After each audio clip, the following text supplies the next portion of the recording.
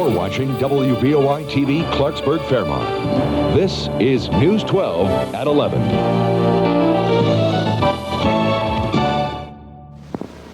Marsha was last seen April 25th. All that was missing was her backpack. Her car was left at a parking meter. Belongings left in an apartment above the bar. The popular theory now among her friends is that 47-year-old Marsha Ferber decided to leave her life behind. At least they hope. Whatever happened to Marsha, I just can't fathom was in the context of a plan. I can only guess that she's okay somewhere. I hope.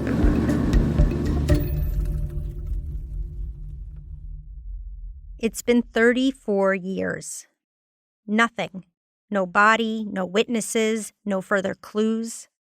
What happened to Marsha is still a cold case, open for investigation. And all of us who have loved her have lived our lives without her, without closure. But this story is much bigger than one day in 1988. I always thought I knew Marsha, because in many ways our stories were the same.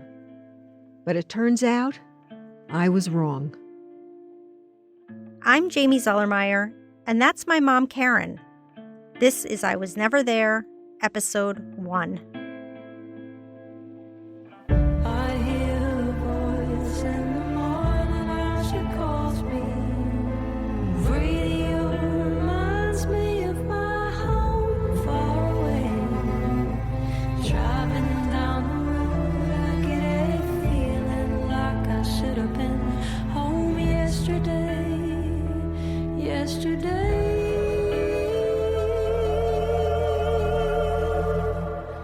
Country roads take me home.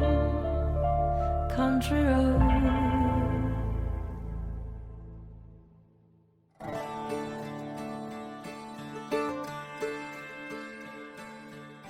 On May 19th, 1973, when I was 10 days old, my parents moved us back to the land, to Braxton County, West Virginia.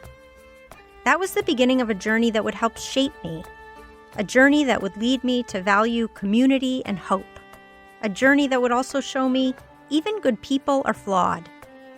For the first 11 years of my life, my family and I lived in a variety of communal households.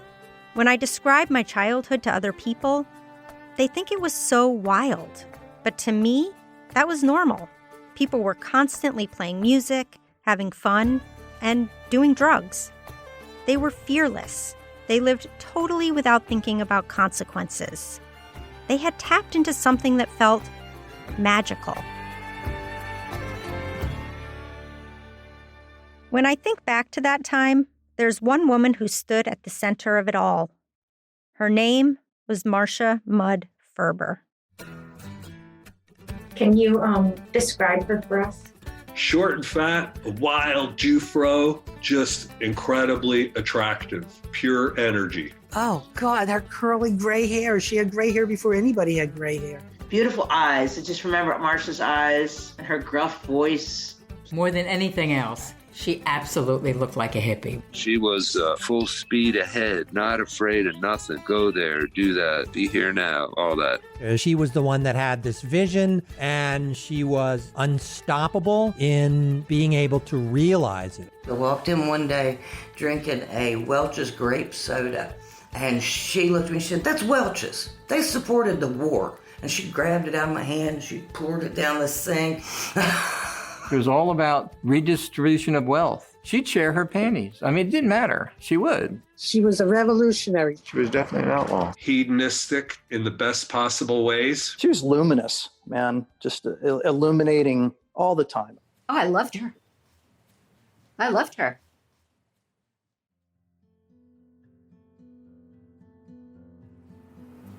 So I'm going to ask you, Mom, what do you remember about Marsha?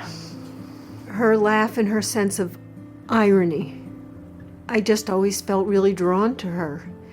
And I don't even know if I can put that into words, except I felt like she was a soul sister. She was my friend. She was someone who shared a sense of adventure, of risk-taking.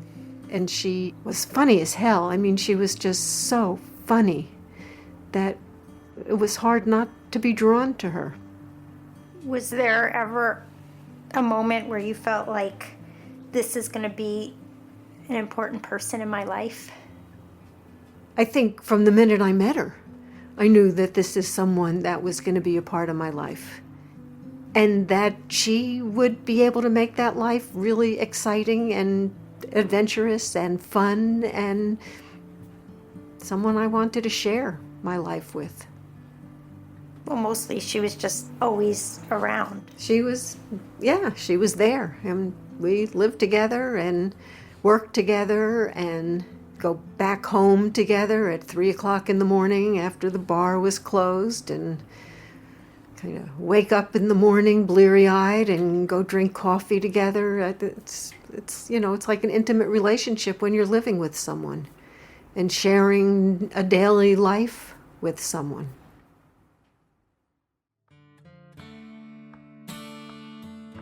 I was just a kid when Marsha was around, so my most prominent memories of her are more general than specific. She was a constant in our lives. She was one of my mom's best friends, and we lived with her in the Earth House in Morgantown, West Virginia. The Earth House was a communal living space, meaning we lived in a house with a lot of different people who weren't part of our family. The adults pitched in on household chores, everyone had a night to cook, the food was shared, there was no meat.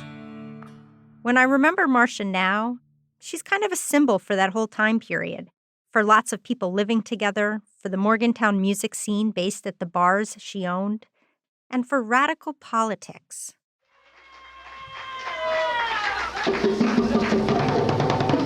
This is an honest election.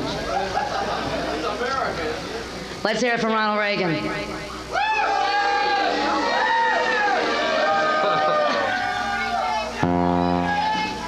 Given the choice, would you vote for Harriet Tubman?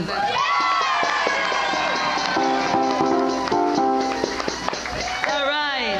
Harriet Tubman is president of 123 Pleasant Street, Morgantown, West Virginia.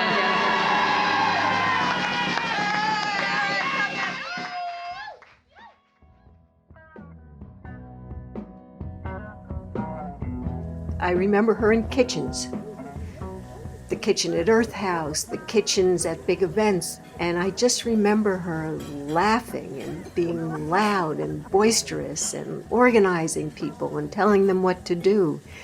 I have these moments of, I can almost feel them in the Earth House. There was a sunroom that was off of her bedroom, and that she had this electric typewriter, because for years she earned a living typing. It was a university town. She was typing papers for students, and she could type over 100 words a minute, so she would just be sitting there typing and talking to people, and I'd come and just sit with her, and we'd sit for hours sometimes talking politics, talking kids, just gossiping about stuff, and other people would come in, and she didn't just type, of course. She always sold weed, which is how she supplemented her business. And she had this knitting bag, and she was a knitter, and that's where she always kept the baggies of pot. And so there was always this stream of people coming in to buy weed. And they would sit and talk. So there was this constant sense of community and laughter, whether it's kids getting their papers typed or coming in to buy pot. It was fabulous. Our lives overlapped with Marsha's the most in Morgantown in the early 80s at the Earth House. But Marsha and my mom were kindred spirits way before that, before they even met. In the 70s, my parents and Marsha both moved from New Jersey to neighboring counties in West Virginia to chase a dream. I was living in Detroit, but I was getting married in New York. My friend Lisa was taking me to the airport, and we had time to kill. And we had this experience. It was this absolutely miraculous, magical moment. I'm sure we'd smoked a bunch of weed, so we were high. But we sat in this airport and we went into this otherworldly place where we totally visualized going back to the land, We were going to live completely self-sufficiently. We'd grow all our own food. I remember we were going to have sheep, shear them and weave wool and make all our own clothes. I mean, we were just in a zone, and it has lived on in my memory forever. And it was probably a year later when we began to put it in place. How old were you? I was 20 years old, and I did get married. I was a complete baby, but oh God, the world was so fucked up. I'd been an activist protesting the war for years. We'd been doing all kinds of actions, and it was just starting to feel really pointless. Like nothing was changing. There was a whole wing of the activist community that was leaning towards taking up arms, and to me, that felt really crazy. I just started feeling more and more like the only solution was to pull out, to just say this is all too fucked up. We were going to show the world there was a different way to live.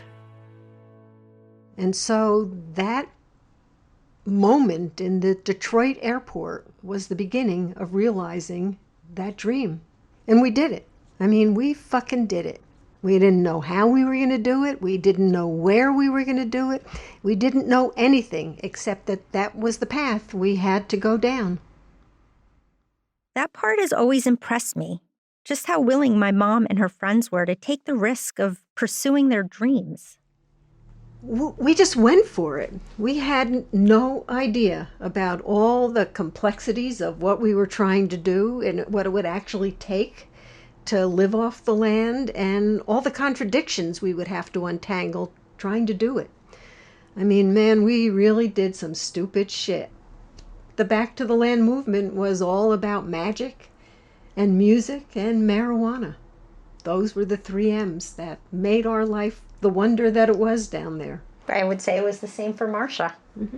It was. Marsha was a nice Jewish girl. She was born in Massachusetts in the 40s and raised with her older brother in a house full of women, her mother, her grandmother, and her aunt. When her mother remarried in the 50s, they moved to New Jersey. And because of all that stereotypical gender bullshit of the time, her brother was sent to college and Marsha was sent to secretarial school. In 1960, she married Sam Ferber. Sam was a house painter, and they had 2 kids, Michael and then David. She was engaged in her community of West Orange, New Jersey. She was active in local Democratic politics and in her synagogue. But things were changing. Pot and psychedelics came onto the scene. The anti-Vietnam War movement was raging. And Marsha was into all of it. She wanted to expand her consciousness. We all did. And she loved to think of herself as a revolutionary. She started a cooperative bookstore called Make Up Your Mind in Madison, New Jersey. She organized political actions and study groups, and she threw big parties. She was a gatherer of people. New Jersey was where she had her political awakening. But like me, she was an Aries. Both of us were always needing to make change, do something different, or we'd get bored. It was those qualities that separately led us to the same conclusion. We needed to live our values, and we couldn't do that in mainstream culture. So we left. We moved off the grid and back to the land to start again in West by God, Virginia. Here, all these people were in a constant state of self-examination, individually and collectively. Oh, my God. I mean, when you walk up to High Knob and you just look out at the world, you know you're in a spectacular place. There was magic going on in the hills. I love the Appalachian Mountains.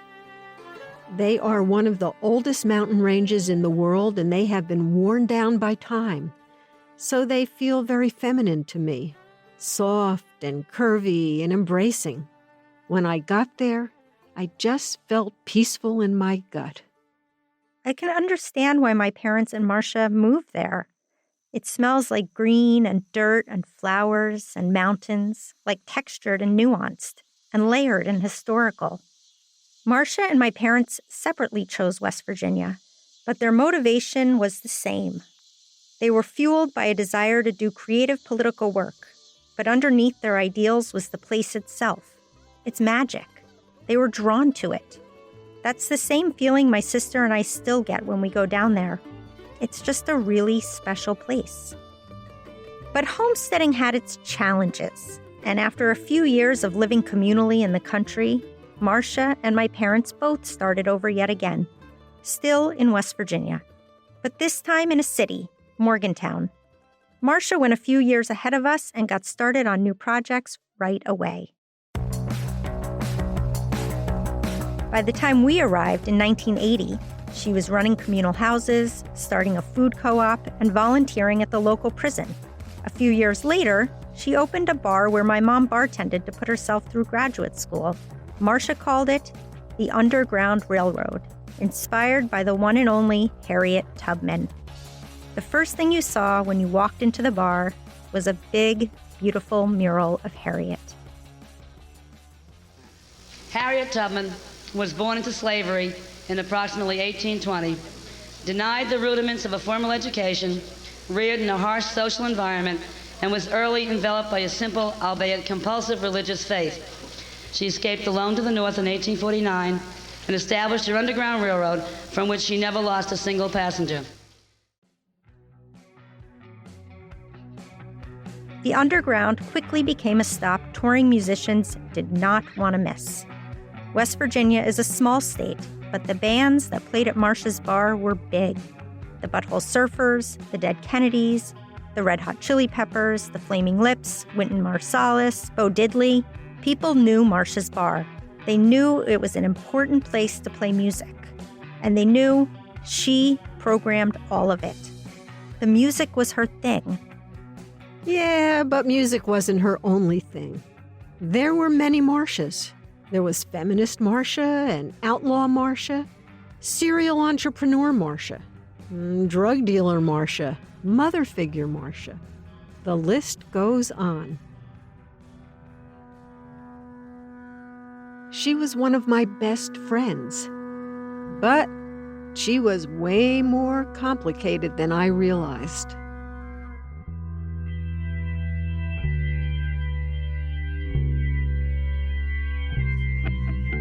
I remember Marsha had all her little ounces all made up in her bags, in her knitting. And it wasn't just about drugs, it was just pushing the edge. And in that time, drugs was the thing that you used to push the edge. You know, I found her to be, on one hand, incredibly generous, and on the other hand, she was super crafty.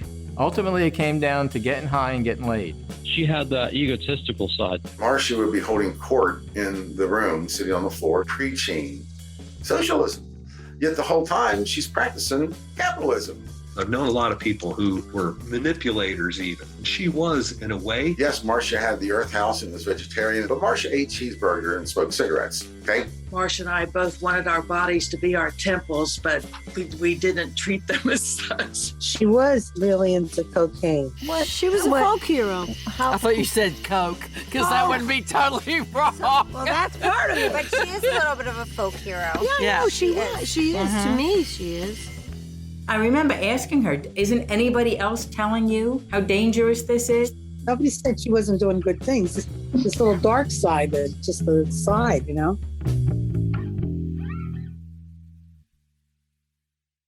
Good and bad, light and dark, she was always there. Then, in 1988, she disappeared. The weeks before her disappearance, she had talked about leaving, even starting a type of hippie retirement village in Florida.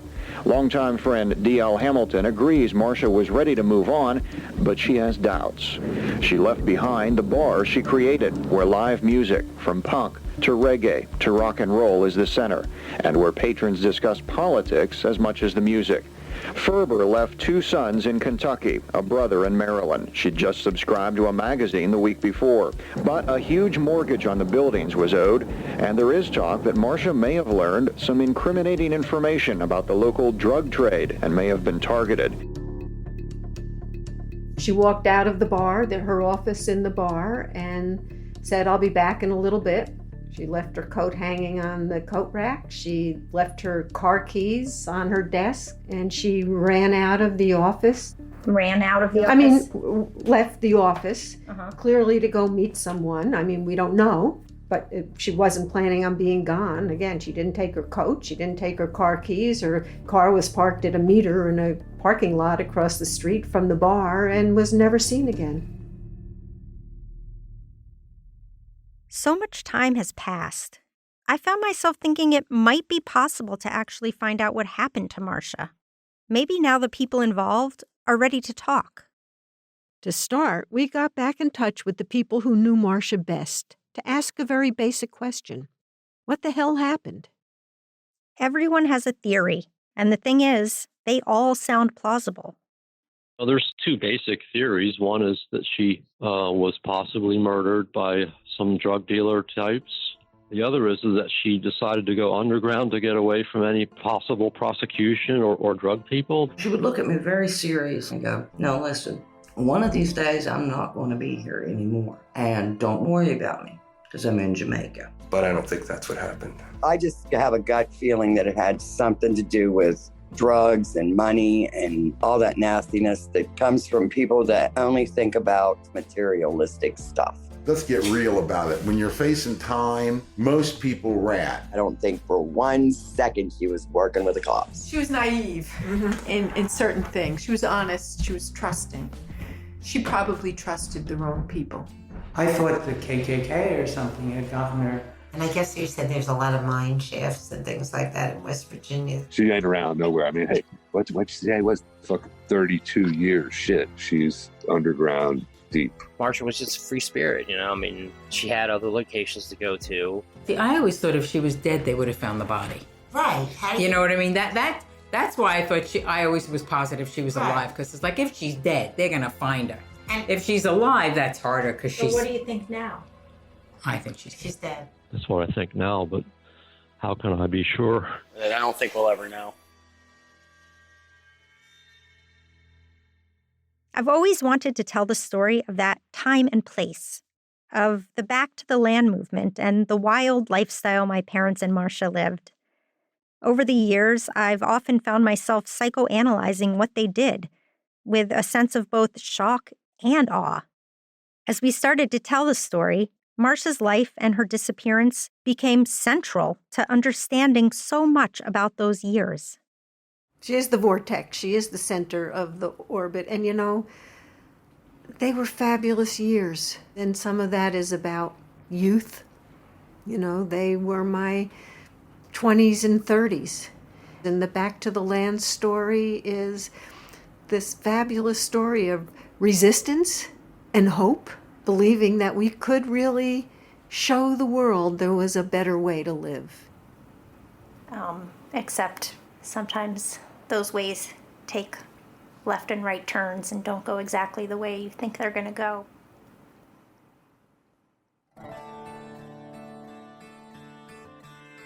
So to me, there are two mysteries. The first is, where the hell did she go? The second is, what happened to her before she disappeared? What drew her down that dark path? Because this is not just her story. Lots of people of my generation, that hippie, peace, love, and understanding generation, also lost their way. Marsha and I were aligned on so many things. We were sisters. We were revolutionary outlaws and soul friends. When did our paths diverge? Why am I still here and she's not? The more I think about it, the more I know that we have what it takes to solve this case. To start, let me tell you about Jamie. She has a really strong engine. She's motivated, proactive, smart, and incredibly organized. When she sees a problem, or in this case, a mystery, she takes action.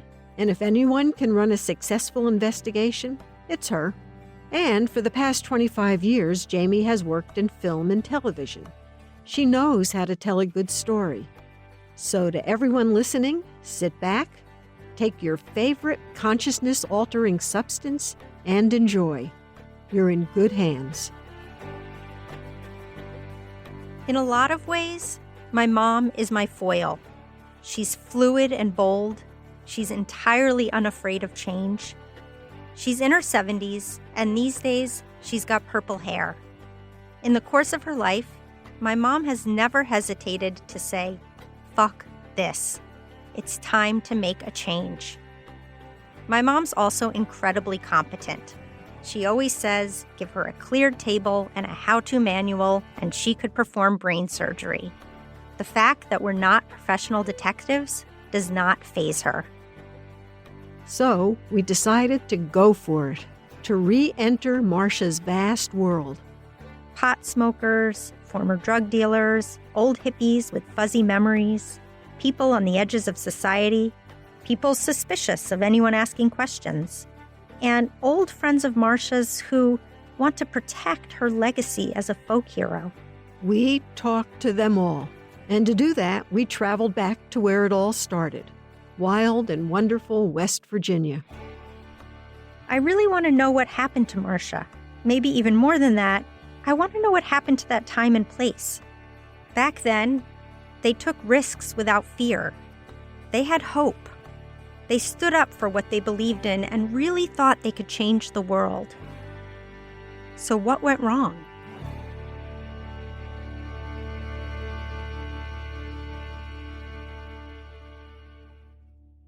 Looking up my mom. There she is. I can pull over. I'll pull over. 6:44 a.m. Okay. Oh, unlock the door. I brought bananas. Oh, I brought bananas too. Huh? I brought bananas too. Peaches and a couple of seltzers. Anything else you want to say on the mic before we go? Are we running? Yes. We're going to solve this mystery. Okay. Bye.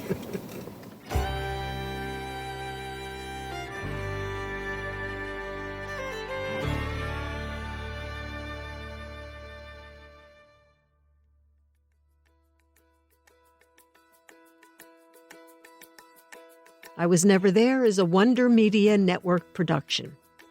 It's hosted by me, Karen Zelermyer, and my daughter, Jamie, and it's based on our lives. It's produced by Allie Woolner, Lindsay Cradwell, Adesua Agbenile, and Liz Smith. It's edited by Jenny Kaplan and Liz Smith. Our executive producers are Jenny Kaplan, Jamie Zelermyer, and Karen Zelermyer. Production assistance by Alessandra Tejeda.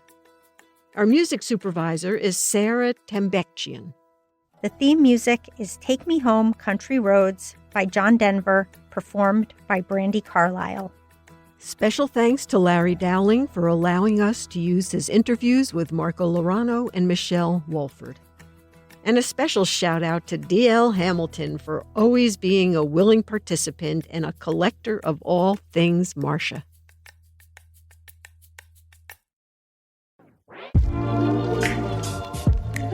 The Supreme Court has done the unthinkable, repealing the landmark Roe v. Wade decision and stripping Americans of a fundamental right, abortion access. I'm Kate Kelly, the co-host of the podcast Ordinary Equality, alongside Jamia Wilson.